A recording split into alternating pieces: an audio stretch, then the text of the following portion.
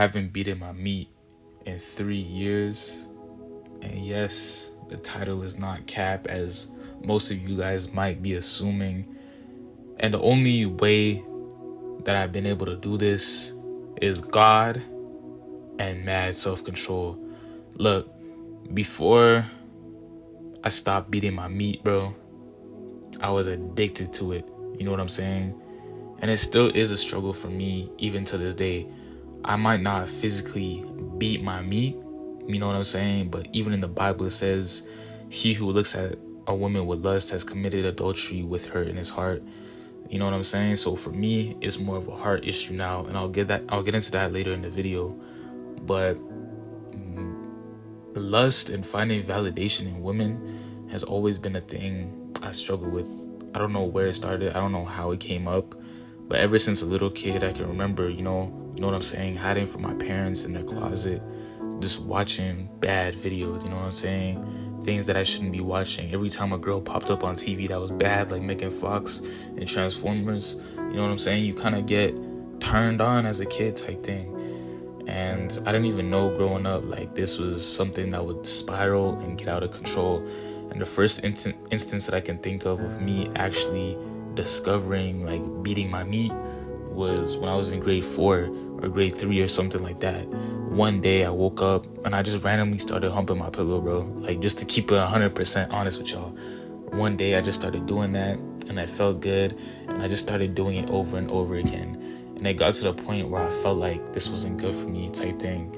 And I knew this as a kid. Like, I had this conviction, and eventually it would be like an on and off thing. You know, I would do it for a little bit of time, then I would stop for a couple months, and it would just go back and forth. And as these back and forths were taking place, I ended up, finding more erotic videos and photos. It literally started on Vine, then it started on Instagram, then it just kind of blew up. And I didn't really know what porn was. I tried to watch it when I was a kid, like when I was in elementary, but it was something that I thought was nasty. I remember I went to one of my, a kid in my neighborhood's house. I remember he showed me videos of corn.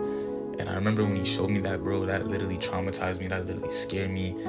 I literally wanted nothing to do with it. And I remember even too, when I was a kid, I remember walking into a room, or walking into one of the rooms in my house, and my dad was straight up watching it. And those things left my memory fragmented. And I remember when I first watched it, it was like that 8-year-old me was coming back to that moment that I was living in elementary, if you know what I'm saying. Like, I remember when I first saw it on my own and I actually willfully chose to watch it, it was absolutely nasty. I couldn't even stand it. I clicked off the video and I was like, you know what? I'm just going to watch the old videos that I was watching before type thing. And I remember it was just always this battle. And then when middle school rolled around, all my friends were doing it, and I just felt like I had to be a part of the crowd.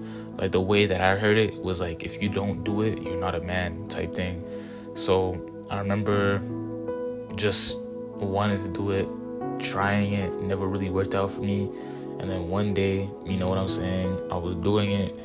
It took me a long time. I finally finished. I watched the video with it, and I remember I felt like a man, but I still felt empty inside. And I still felt like, why am I doing this, bro? This is absolutely a waste of time. You know what I'm saying? And I remember just always feeling empty, just always feeling like, I don't know, like it wasn't really doing anything. Like that post-nut clarity, bro, like that was something that was big for me. Like, I would always get it every single time I did it. There would never be a single time that I did it and I wouldn't get it. So that was one of the biggest driving factors with me. And no matter how much I tried to stop, I really couldn't. You know what I'm saying? And this addiction just led up to bigger things, like, you know what I'm saying, wanting it from girls, wanting it from the females in my life. My bad. I thought I heard someone walking up the stairs. But yeah, I wanted it from girls, and it even got physical at times. I remember, like, my first kind of physical stuff with girls was like grade 7. Grade 7 was something light, you know what I'm saying? I remember I even started sexting in grade 7, which is crazy. And grade 8 started to get more physical. Grade 9, physical. And then summer going into grade 10, that's when I started actually doing these things, like, physically. I never lost my V card though, you know what I'm saying? Still got it, glory to God. But it just started getting out of control for me. It really twisted the way that I saw women just watching porn and just all these things, bro. Like, it just started to add up and I started to getting addicted. And it wasn't up until 3 years ago when I gave my life to Christ. I'm not gonna say it all stopped because, again, like I said in the intro, it's still a battle to this day. But that's when I truly got set free. And I want to share something with y'all that absolutely changed my life. And I know if it changed my life, it can change your life as well. So let me show y'all this verse real quick. This is literally one of my favorite verses. I low-key be forgetting that's my favorite verse, but I'm in love with this verse because it's so powerful to me. It's basically in Matthew chapter 28. Oh, no, I'm tripping. Matthew chapter 28. Matthew chapter 5, verse 8 to 29. So if you have your Bibles out, flip that open with me. We'll start in verse 28. But I say to you that everyone who looks at a woman with lustful intent has already committed adultery with her in his heart. So that's what I said in the beginning of the video, right? I may not beat my meat still, but I commit lust in my heart. And I'm not even going to sit here and act like I'm a perfect guy, you know what I'm saying? Or like I'm a perfect human being, because there's boundaries that I pushed in these last 3 years with females. There's things that I've done, you know what I'm saying, sexually that have taken place and I still fell, you know what I'm saying? But I've been able to get back up, which is all God, you know what I'm saying? So God did.